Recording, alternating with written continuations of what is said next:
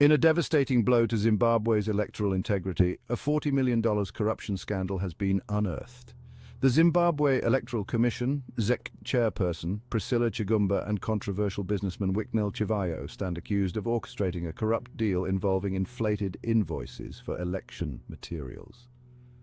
Chivhayo, notorious for his extravagant lifestyle and close ties to power, allegedly leveraged his proximity to President Emmerson Mnangagwa to secure lucrative contracts. Leaked audios and voice notes exposed Chivhayo boasting about his influence and his newfound wealth from the deal. Despite the Youth League's efforts, the ZANU-PF Politburo has remained silent on the issue, raising concerns of widespread corruption within top officials. Chivhayo's attempts to apologize have done little to quell public outrage as calls for justice grow louder. The Zimbabwe Anti-Corruption Commission, ZICC, claims it has more evidence against Chivhayo, but action has been slow.